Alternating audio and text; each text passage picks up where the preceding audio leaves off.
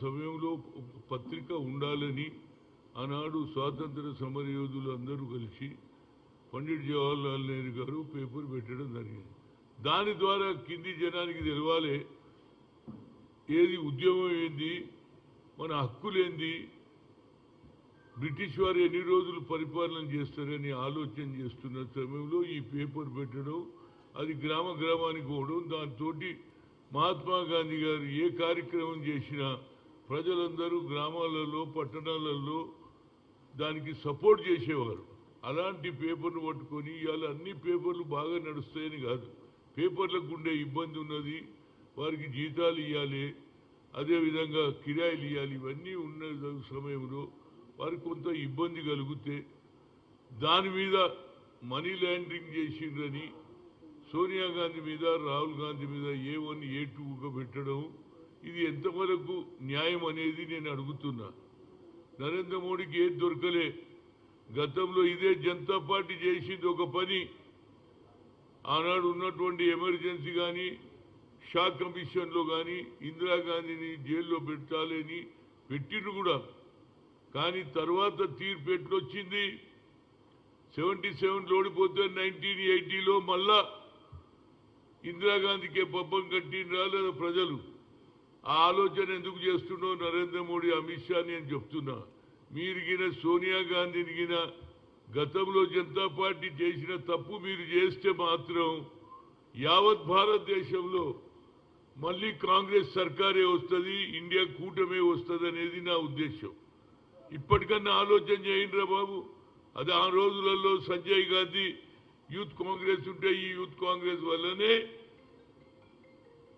ఇందిరాగాంధీ ఓటమికి జరిగింది, కాంగ్రెస్ పార్టీ పోయిందని యూత్ కాంగ్రెస్ను నిలిపివేయాలని సీనియర్ నాయకులు ఒత్తిడి తీసుకొస్తే ఆ రోజులలో ఇదే మన నాగార్జున సాగర్లో యూత్ కాన్ఫరెన్స్ అని పెట్టడం జరిగింది. దాని తర్వాతనే సంజయ్ గాంధీ గ్రామ గ్రామాలలో పట్టణాలలో రోడ్ల మీద పడుకొని మళ్ళా ఇందిరాగాంధీ ప్రభుత్వం 1980లో తెస్తే ఆ రోజులలో నేను యూత్ కాంగ్రెస్ ప్రెసిడెంట్గా సంజయ్ గాంధీని భోజనానికి పిలిస్తే అందరూ వచ్చారు. ఏది ఏపీ గెస్ట్ హౌస్లో. చాలా మందికి తెలియదు నా హిస్టరీ. అప్పుడు ఇంకా రానేలే ప్రభుత్వం, మొదలే పెట్టలే, ఇంకా ఏది ప్రమాణ స్వీకారం కాకముందే నేను పెట్టడం జరిగింది. అయితే నా ఉద్దేశంలో ఇవాళ నరేంద్ర మోడీ అమిత్ షాకు ఒక సూచన ఇస్తున్నా, మీరు అనవసరంగా ఇది మనీ లాండరింగ్ కేసే కాదు, అట్లా విజయ్ మల్య మీద నరేంద్ర మోడీ మీద అదేవిధంగా ఉన్నట్టు అదాని మీద ఉన్నటువంటి కేసులేమి కేవలం ఇందిరాగాంధీ కుటుంబాన్ని ఫినిష్ చేయాలని ఇందిరాగాంధీ కోడలుగా రాజీవ్ గాంధీ కొడుకుగా ఉన్నటువంటి ఏదైతే రాహుల్ గాంధీని కూడా ఈ విధంగా చేయడం అనేది అది ఎంతవరకు సమంజసం అనేది ఆలోచన చేయమని చెప్తున్నా. ఇదే జరిగితే మళ్ళీ కాంగ్రెస్ వస్తుందిరా బాబు.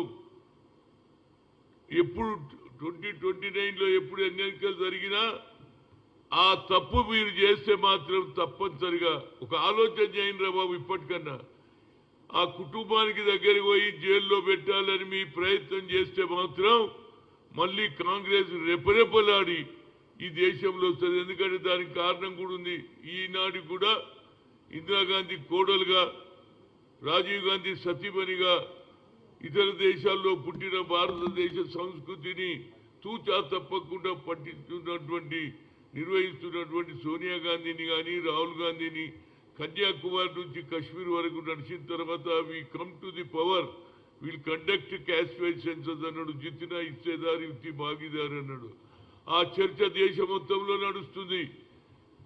ఆయన పార్లమెంట్లో కూడా అన్నాడు 90% జనానికి అన్యాయం జరుగుతుంది, 10% వాళ్ళే లాభపడుతుండ్రని చెప్పిండా లేదా?